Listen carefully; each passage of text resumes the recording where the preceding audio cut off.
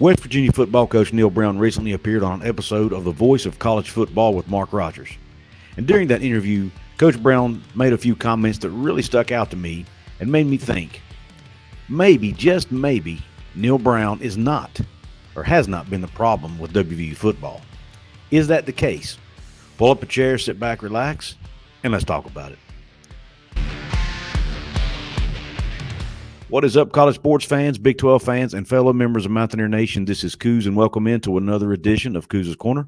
Pull that chair up and let me serve you up this shot of top-shelf college football content. Today, we are once again going to talk about West Virginia Mountaineer football. I know I've not done that enough lately. My last several videos have all been related to conference realignment, and there will be more of that to come. But I wanted to get something out there for my West Virginia fans that are longing for West Virginia Mountaineer content. And I'll be honest, I do really enjoy talking about my Mountaineers. Now, when listening to Coach Brown on Mark Rogers' show, there were three things he said really that stuck out. I'm going to link to the entire video in the description, but I wanted, for the sake of this video, I really wanted to focus on three things. Now, I'm going to play some clips for you, and then what I'll do is react to those clips after you hear them, okay? So let's get started. So then when you take that experience and now you're going into your fifth season in West Virginia, what has this experience looked like to you in regards to what you hope to accomplish? And in looking back on 4 seasons, what you believe the progress is in the program versus some of the things that you would like to see improve? Well, I think when you look at it, we've just been average. You know, we haven't been poor by any means or bad, but we haven't been what I would say good either, or above average. Just kind of been average. And I think when we took over a program in 2019, that in 2018 they had a really talented roster that had either 5 or 6 draft picks. I don't have it right in front of me. A team that climbed into the top 10 in the country, and then I think lost 4 of their last 5 games. And so we took over a team that was really, really young in 2019. We had some real holes. Really had a deficiency on the offensive line, which is one of the biggest factors in winning football games. And we didn't have much experience on defense, and so we went 5 in our first year, and I would argue probably that was a better coaching job than maybe our last couple 10-win seasons we had at Troy. Thought we overachieved. We beat a couple top 25 teams down the stretch, played well in November. And then we get into year 2, and we're starting to kind of hit the ground, and, you know, we're making some strides in recruiting. Started to build the culture.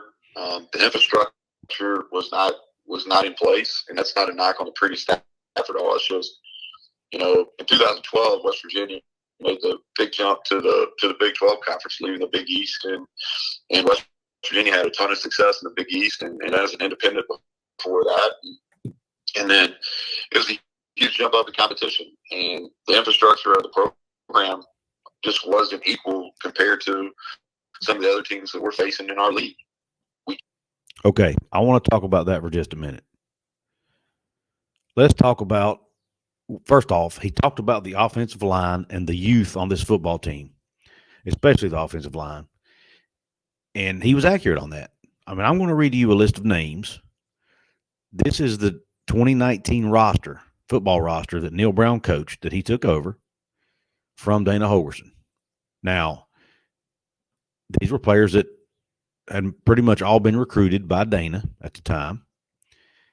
But here's your offensive line on that 2019 team, okay, that he took over.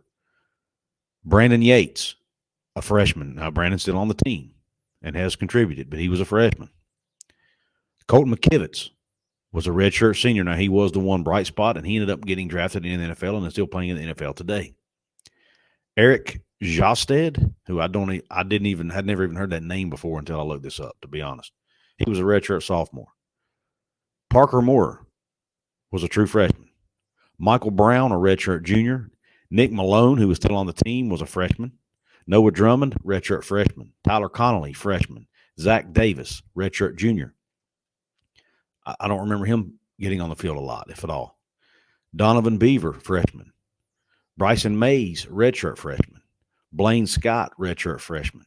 Tyler Thurmond, redshirt sophomore. Junior Uzebu, and I hope I said his name right, redshirt freshman. Kelby Wickline, redshirt senior. Josh Seals, redshirt junior. We remember Seals got injured during that 2019 season, had to sit out most of the season before transferring. James Gamitter was a redshirt freshman at the time. Chase Barrett was a redshirt junior. And John Hughes was a sophomore. So that was your offensive line. Look at all those freshmen, redshirt freshmen, and sophomores on that roster. So Neal Brown was accurate when he said we had a very young offensive line. And then when you looked at the quarterback position, Will Greer had graduated. Jack Allison had transferred out. But, he really hadn't shown a whole lot anyway as far as, being capability of being a starter at the Power 5 level. I think he transferred to a smaller school and had some success. We had freshman Trey Lowe on the roster, and that was it. So Coach Brown had to go out and get two guys out of the portal, and Austin Kendall, who had been a backup at Oklahoma for 3 years, and Jarrett Dagey. And, those guys had some good moments. They played some good games, but, they didn't light the world on fire by any stretch of the imagination. So he was thin at offensive line and quarterback, two of your most important positions on the field. Now, you can blame Dana's recruiting on that youth if you want to, especially on the offensive line. And I think that's fair to do that. You could say he relied way too much on the transfer portal and wasn't recruiting for the future. But Neal and staff chose to play with freshmen early on in their career, and they've openly said that. They wanted to build for the future, and they thought the best way to do that was to basically play those freshmen and get those guys some experience. Now, is it going to pan out this year? Maybe so. I don't know. We'll see. Now, he talked about the infrastructure not being there. And when I think infrastructure, the first thing that comes to my mind is the facilities. Yes, West Virginia has nice brand new facilities now, which included a locker room upgrade, a player's lounge, and whatnot. But that did not happen until prior to the 2021 season. So Coach Brown has only been able to utilize that in recruiting for about 2.5 recruiting classes. Most of the 2021 class had probably already been committed by the time the facilities opened. And then, so he really wasn't able to take full advantage of it that year. And then in the 2022 and 2023 cycles, he has been able to. Now, let's see if it results in wins. Okay. Now, but the other thing you could say, you could look back at Dana's tenure and say, wait a minute. Dana Holgorsen didn't have those nice new facilities. He had the old facilities. He was competing against in the Big 12 with teams with better facilities, and he was still able to win at least 7 games a year. So I don't think you can totally let Neal off the hook with that one. I think he deserves some blame there because Dana was able to do it. He should have been able to do it, right? At least 7 wins. And even that is really not meeting our expectations as a fan base. We'd like to see at least 8 to 9 at least from my perspective. Now let's look at the next part of the clip here. And then go into 21 and we start off behind. We go 2-4 and lose a couple close games, and then we win 4 of our next 6, and again a couple ranked wins. But then play really poorly in a bowl game against Minnesota, and Minnesota was just better at us in the time. And that was in December of 21, and we made some overreactions with some staff deals, and just underperformed in 22. We go 5-7. Thought we had a better roster than that. Probably the most disappointing season I've ever had as a head coach. Big statement there. Did you hear what he said? Made some overreactions on some staffing things. Now, I'm paraphrasing there, obviously, but going into 2021. Now, do you remember what happened going into the 2021 season? That is the season when Jared Parker was basically demoted from offensive coordinator to just a wide receivers coach. He was doing both. Now, we all know he wasn't calling the plays full-time anyway. Neal was doing that for the most part with Jared's help. But the wide receivers did like Jared Parker as a wide receivers coach. He was very highly respected amongst the players, at least from what I could understand and what I've heard and basically from hearing player interviews and whatnot. And they ended up demoting him, bringing in Graham Harrell, hiring him as offensive coordinator, where Parker ends up leaving to take the tight end coach job at Notre Dame. And oh, by the way, Parker has now been promoted to offensive coordinator at Notre Dame. So maybe he's not such a bad coach. That obviously time will tell. But Graham Harrell was brought in as OC. Tony Washington was hired to replace Parker at wide receivers coach. Now, based on Neal's comments and based on the way the 2021 season ended with Neal basically taking over taking the play calling duties away from Graham Harrell, it kind of gives you that feeling like maybe Neal Brown was not really on board with bringing Graham Harrell in the first place. Maybe that was all a Shane Lyons decision. And we all know, one of the reasons JT Daniels came to West Virginia was because of the Graham Harrell connection. So had we not gotten Graham Harrell and JT Daniels, how would things have been different? Would Garrett Green have gotten the start for West Virginia last year instead of JT Daniels? And how would the season have went? Would it have went any differently? I don't know. I'm not saying Garrett Green was ready. Maybe he was. I don't know. I do know when he stepped up late in the year for JT Daniels, he played really well. Now, or would it have given Neal an opportunity to go out and get a different quarterback in the portal that might have played better than what JT Daniels did down the stretch? That's another option. So it makes me feel like Shane Lyons, some of the rumors out there were that Shane Lyons, may have been interfering too much. That's a rumor I heard. It's just a rumor now. I'm not saying it's the gospel, but maybe that's true. Maybe he was interfering too much. And now going into 2023, Shane Lyons is gone. Ren Baker has come in. Neal Brown now has the staff he wants. He has his guy as offensive coordinator. He's got his guy back at quarterbacks coach and Sean Reagan. He's got defensive coordinator. He's got his guys across the board. Everybody he wants on the staff, at least from my understanding, is now coaching. Can they turn that into wins and take advantage of that? We will see. Now, here's the next clip. Mentioned likeness went legal, NCAA legal. It was recognized in West Virginia. We were really slower to react than some. And then during that off season of between 21 and 22, we lost a number of players, and we didn't have a collective in place. Our support for NIL systematically was pretty good, but from a financial standpoint, and the only standpoint that really matters in college athletics now, is we didn't have ways or processes in place for our guys to really earn money. And we lost like 6 defensive starters during that, and that really hurt us. We go from being a top 10 defense in 20 and a top 25 to top 30 defense in most categories in 21 to really falling off the map defensively. Another interesting comment there, this one regarding NIL. And this is another comment that makes me think Shane Lyons could have potentially been holding not only Neal Brown back, but the entire athletic department. Now, maybe West Virginia was a bit too late getting an NIL collective off the ground. That could be true. But they were the 16th or 17th team, or Country Roads Trust was the 16th or 17th collective started in college athletics. So they weren't that far behind, but they were behind nonetheless. And they probably were far enough behind that it caused them to lose some guys. I don't doubt that one bit. But there were programs later to the party than West Virginia that didn't lose as many guys as West Virginia did. Later to the party when it comes to NIL collectives.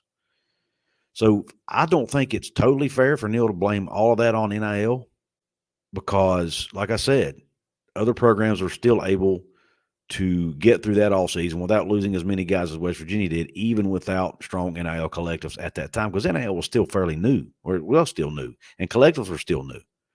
So there were a lot of teams around the country that didn't have good NIL collectives yet, but yet he still lost, 20-some players to the portal? I just don't think he can lay that all at the feet of not having NIL. I don't know that that's totally fair. Now, there were reports and rumors that Lyons was not embracing NIL the way he should have. And even after the collective was started, after Country Roads Trust was started, they still weren't able to fundraise at a rapid rate and a high rate like they feel like they should have or could have been, because Lyons was not willing to let employees, staff, coaches, and whatnot participate in the fundraising, which, according to everything I've read, is legal. And he just didn't want to seem to let them do that. He wanted them to, he didn't want to, they wanted to step right up to the line, meaning the staff wanted to step right up to the line of what was legal with NIL. And he didn't even want to come close to the line, because he was afraid. I guess he was afraid if you stepped up too close to the line, then you may step over it. I'm assuming that was his thinking.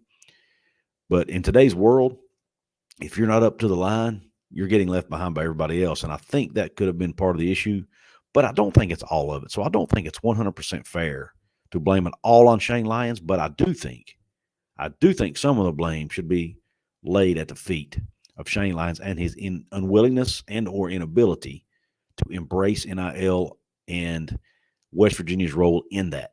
So let me know in the comments section, Couz's Corner family, do you think Neal Brown has done a bad job at West Virginia and some of these things he's saying could be passed off somewhat as excuses? Or do you think his hands have been tied behind his back ever since he got on campus in Morgantown? Here are your thoughts. My personal opinion, yes, these things have played a role and a factor, but other teams around the country have been able to win games. I mean, even look around the Big 12. You look at Kansas. You look at Kansas State. You look at a lot of these different teams who have had coaches that have either been at their schools as long or even shorter amount of time than what Neal Brown has been at West Virginia. They've still been able to find ways to win despite the challenges of COVID, despite the challenges of NIL and the transfer portal. So I don't think it's fair to lay all this at the feet of Shane Lyons. I think Neal Brown is responsible to a large degree in the lack of success West Virginia football has had. Now, is 2023 the year they finally turn this thing around and everything finally falls into place with facilities, with NIL collective, with an experienced coaching staff and continuity on that staff and the recruiting that they've been able to do? Does it all finally fall into place in 2023? We will find out soon enough. So let me know, Couz's Corner family, what you think. I want to hear your thoughts in the comment section. Please hit the thumbs up button below if you like this.